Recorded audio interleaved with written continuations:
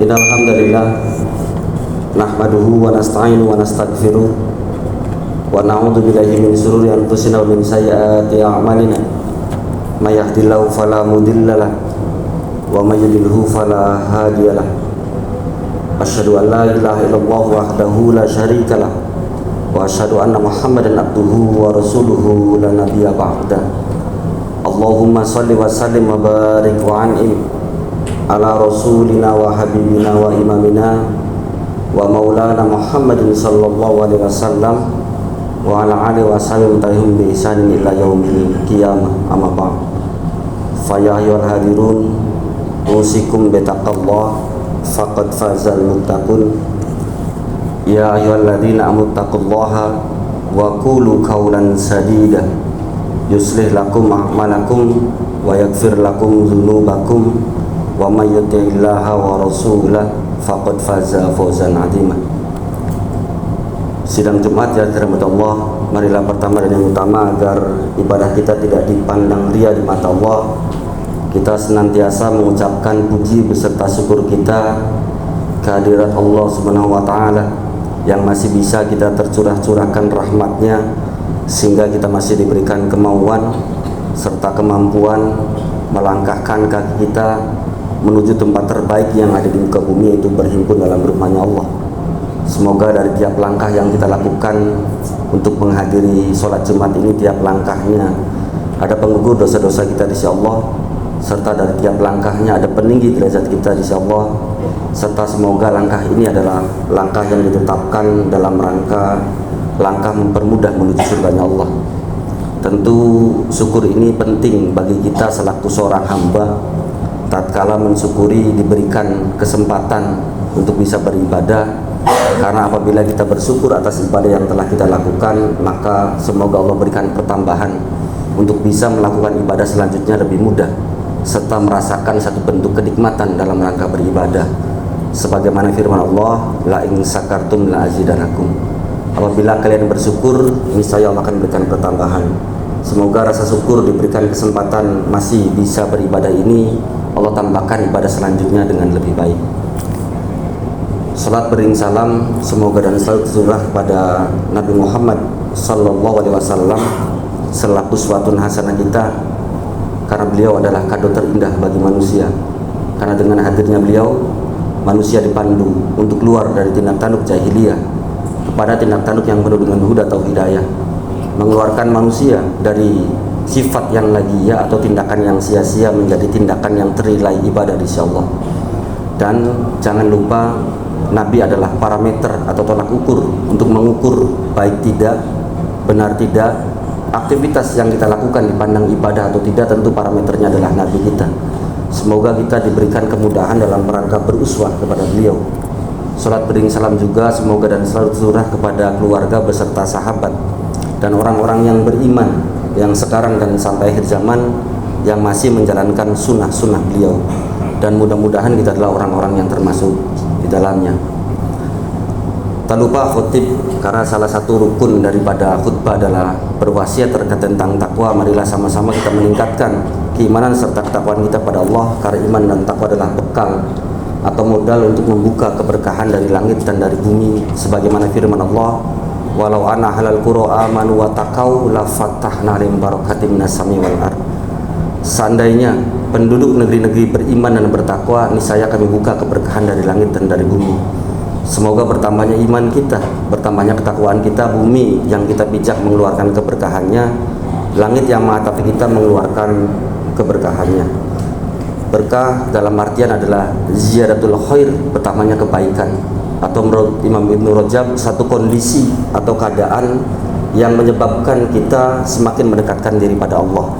Semoga selama kita masih menginjak bumi, selama langit masih menghadapi kita, perbuatan-perbuatan kita adalah perbuatan-perbuatan yang mendekatkan diri pada Allah. Jamaah Jumat yang dirahmati Allah, di antara ibadah yang paling agung yang harus selalu dijaga oleh seorang hamba adalah berzikir dan mengingat Allah. Karena zikir akan menumbuhkan rasa cinta dan menumbuhkan rasa yahsya atau rasa takut kepada Allah. Serta dengan zikir juga menjadikan seorang hamba berkeinginan kuat untuk bisa melihat Allah Subhanahu wa taala dan mendapatkan surganya. Di antara zikir yang harus senantiasa dijaga dan dirutinkan oleh seorang hamba adalah beristighfar dan memohon ampunan kepada Allah. Karena istighfar akan mendekatkan seorang hamba kepada surga, serta istighfar merupakan ciri khas para nabi dan rasul serta orang-orang yang soleh. Sebagaimana sama-sama kita ketahui bahwa tatkala Nabi Adam alaihissalam diturunkan di bawah bumi, maka Allah berikan bekal, yaitu kalimat istighfar. Dan sama-sama kita tahu fatalaqo adamu min rabbih fataba alaikum. Kemudian Allah memberikan bekal kepada Adam, yaitu terkait tentang doa istighfar. Dan doa istighfarnya adalah Rabbana dzalamna anfusana wa illam taghfir lana wa tarhamna lanakunanna minal khasirin. Begitupun ada nabi yang lain seperti Dzunnun atau Nabi Yunus alaihissalam berdoa dengan kalimat la ilaha illa anta subhanaka inni kuntu minadz dzalimin. Bahkan kalau kita melihat terkait tentang hadis yang diriwayatkan oleh Imam Bukhari, Nabi sallallahu alaihi wasallam bersabda, wallahi, demi Allah, inni la astaghfirullah wa atubu ilaih. Demi Allah, sesungguhnya aku, kata Nabi Muhammad, beristighfar setiap hari dan memohon ampunan kepada Allah fil yaumi aksaru min sab'ina marrah, lebih daripada 70 kali. Bisa dibayangkan, ternyata kalimat istighfar ini adalah kalimat yang bukan saja dikenakan kepada orang-orang yang telah melakukan maksiat, bahkan manusia yang diklaim maksum, terjaga dari dosa pun beristighfar, dan beristighfar dalam satu hari lebih daripada 70 kali. Mari sama-sama kita bayangkan bahwa tiap hari aktivitas kita yang harus dijaga adalah istighfar. Karena istighfar adalah salah satu hal yang mendekatkan diri pada Allah. Karena dengan ampunan salah satu mendapatkan surga adalah kita mendapat ampunan yang datang dari Allah. Maka Nabi Muhammad beristighfar tidak kurang dari 70 kali. Apatah lagi kita, orang-orang yang tidak maksum, tidak terjaga. Dan kalimat istighfar ini adalah beristighfarlah tatkala kita melakukan dosa, karena istighfar adalah salah satu bentuk daripada ciri orang-orang yang bertakwa. Walladzina idza fa'alu fahisatan aw dzalamu anfusahum dzakarallahu fastaghfaru lidzunubihim. Dan orang-orang yang apabila melakukan kesalahan fahisa aw dzalamu, melakukan perbuatan keji atau berbuat dolim, maka dia segera ingat kepada Allah, fastaghfaru lidzunubihim, kemudian dia beristighfar atas dosa-dosa yang telah dia kerjakan. Maka beristighfarlah apabila kita pendosa, maka lebih-lebih harus kita beristighfar tatkala kita mengaku diri kita tidak punya dosa. Kita harus lebih beristighfar lagi, karena jangan-jangan kita terjebak pada sifat sombong, kita merasa diri kita lebih bersih, padahal manusia yang maksum pun atau teladan kita, Nabi Muhammad SAW, beristighfar dalam satu hari tidak kurang daripada 70 kali. Apa sih manfaat atau buah manis daripada istighfar? Maka khotib membahas, tentu ulama menuliskan terkait tentang manfaat ataupun buah manis dari istighfar begitu banyaknya. Tapi khotib pada kesempatan kali membahas terkait tentang 3 faidah terkait tentang beristighfar. Maka lihatlah rutinitas kita. Tatkala kita hendak tidur, agama ini memandu agar kita banyak-banyak beristighfar. Bahkan selesai kita sholat saja beristighfar. Bahkan selesai daripada majelis taklim pun kita beristighfar dengan doa kifaratul majelis. Bahwa semua aktivitas kita, bahkan ibadah, jangankan perbuatan dosa, tatkala kita sedang beribadah pun, tatkala selesai ibadah, kita disunahkan untuk beristighfar. Maka ada 3 buah manis daripada istighfar. Jamaah yang dirahmati Allah, dalam surat An-Naml, surat ke-27 ayat yang ke-46, Allah berfirman, laula tastaghfirunallaha la'allakum turhamun. Mengapa kalian tidak beristighfar agar kalian mendapatkan rahmat? Ternyata salah satu fungsi kita banyak-banyak beristighfar adalah agar Allah turunkan, curahkan rahmatnya kepada kita semua. Tatkala kita sering beristighfar, maka dipastikan seorang itu akan mendapatkan rahmat yang datang dari Allah. Maka fungsi yang pertama adalah kenapa kita harus banyak beristighfar dan merutinkan terkait tentang beristighfar, karena agar Allah menurunkan rahmatnya kepada kita semua. Tentu ulama mengaitkan terkait tentang atau menafsirkan terkait tentang rahmat itu begitu banyaknya, tapi khotib berpegang kepada bahwa terkait tentang rahmat adalah Allah berikan kemauan dan Allah berikan kemampuan untuk taat beribadah pada Allah. Karena banyak orang yang mau tapi tidak diberikan mampu, banyak juga orang yang mampu tapi tidak diberikan mau. Lihatlah hari ini saudara-saudara kita yang sedang mulai melakukan persiapan, bahkan sudah ada yang berangkat memenuhi panggilan yang datang dari Allah, yaitu terkait tentang menunaikan ibadah haji. Tentu ibadah haji sama-sama secara realita kita tahu bahwa harus punya kemampuan, tapi tidak semua orang yang mampu Allah berikan panggilan. Mungkin dipanggil tapi merasa tidak didengar atau tidak terdengar. Allah sudah memberikan panggilan terkait tentang kewajiban atau rukun Islam yang kelima adalah menunaikan ibadah haji. Tapi tidak semua orang yang mampu Allah panggil, tapi pasti orang yang mau pun belum tentu Allah mampukan. Maka rahmat itu adalah Allah curahkan kepada seorang tersebut, Allah berikan kemauan serta Allah berikan kemampuan. Maka hari ini pun tatkala kita melakukan sholat Jumat pun banyak orang yang mau tapi tidak diberikan mampu, banyak orang yang mampu tapi banyak juga orang yang meninggalkan terkait tentang sholat Jumat ini. Maka rahmat hakikatnya Allah turunkan kemauan serta kemampuan. Fungsi yang pertama daripada kita beristighfar adalah agar Allah curahkan rahmatnya kepada kita semua, agar kita diberikan kemauan serta Allah berikan kemampuan dalam rangka menjalankan atau bertaat kepada Allah. Itu fungsi yang pertama. Fungsi yang kedua, sebagaimana dalam surat Hud ayat yang ke-52, ternyata kalau kita tilik melihat terkait tentang sejarah atau kisah-kisah dari para anbiya wal mursalin, dari para nabi dan rasul, Nabi Hud ini punya umat yang sangat begitu kuat. Bahkan Allah lebihkan terkait tentang tingginya. Ulama tafsir berbeda pendapat terkait tentang berapa tingginya, tapi saya berpegang kepada pendapat terkait tentang Ibnu Katsir bahwa dalam hadis Bukhari Nabi Adam alaihissalam itu tingginya 60 hasta atau 27, sekian meter. Bahkan ulama menyimpulkan, membulatkan itu adalah 30 meter. Lalu bagaimana umat Nabi Hud ini? Tentu kita dapati umat Nabi Hud ini seperti raksasa, tapi pegang teguh kita, kalau saya secara pribadi atau khotib, maka pegang teguhnya adalah Adam itu 30 meter, kemudian keturunannya mengurang dan mengurang sampai hari ini.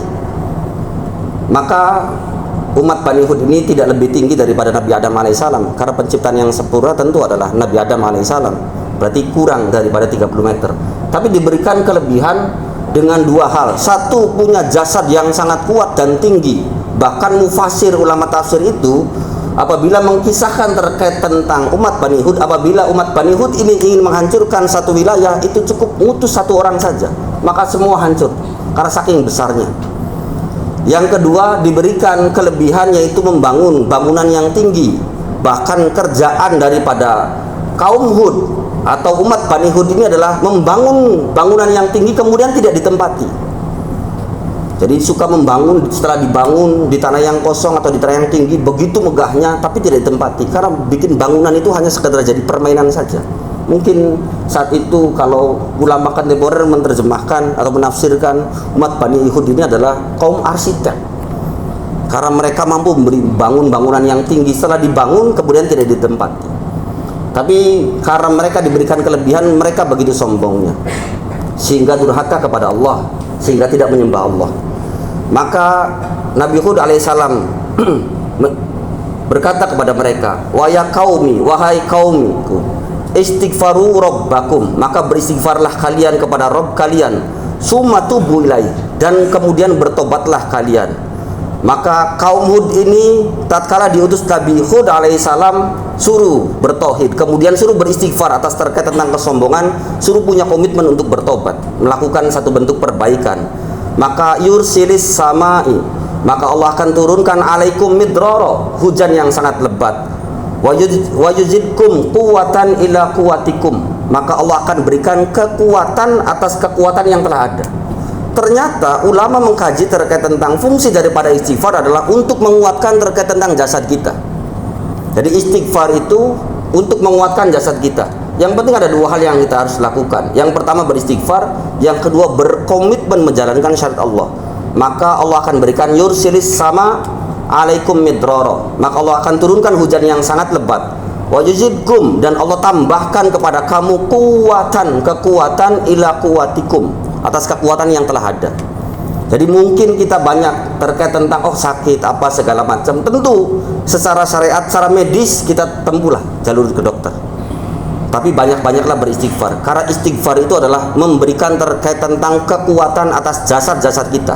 Lihatlah begitu malasnya kita beribadah, mungkin kita kurang istighfar. Tatkala kita bermalas-malasan dalam ibadah, mungkin ada kalimat istighfar yang terlewat dalam diri kita. Maka fungsi atau buah manis daripada istighfar adalah agar Allah tambahkan kekuatan pada jasad-jasad kita, agar bisa melaksanakan ibadah kepada Allah. Dan yang ketiga, buah manis daripada beristighfar adalah penghalang antara kita dengan azab yang datang dari Allah. Sebagaimana firman Allah dalam surat Al-Anfal ayat yang ke-33, "Wa ma kana Allahu liyu'adzibahum wa anta fihim." Dan tidaklah Allah akan mengazab mereka selama engkau Muhammad masih berkumpul dengan mereka. Allah menahan terkait tentang azab pada satu kaum tatkala di situ ada nabi dan rasul. Maka lihatlah, tatkala Allah akan mengazab satu kaum, pasti rasul itu atau nabi itu disuruh meninggalkan kaum itu, kemudian terjadilah azab. Itu yang terjadi.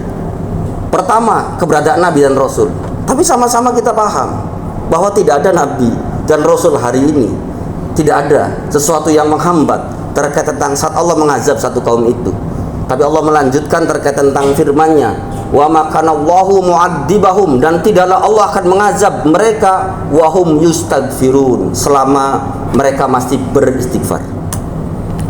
Ternyata hal-hal yang menyebabkan tidak terjadi cepatnya azab Allah kepada satu kaum adalah satu, karena kaum itu masih ada nabi dan rasul.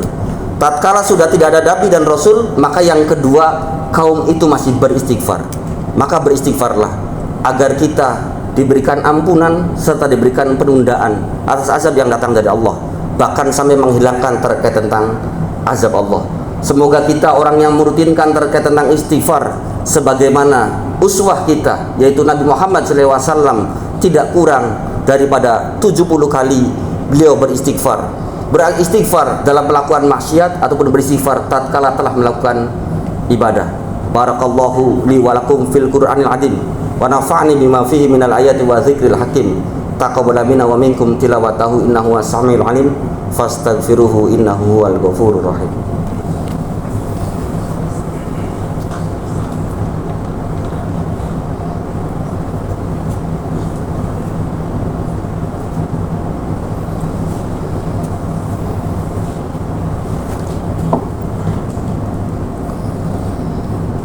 Alhamdulillahilladzi anzala sakinata fi qulubil mu'minina liyazdadu imanan ma'a imanihim walillahi junudus samawati wal ardi wa kana Allahu aliman hakima.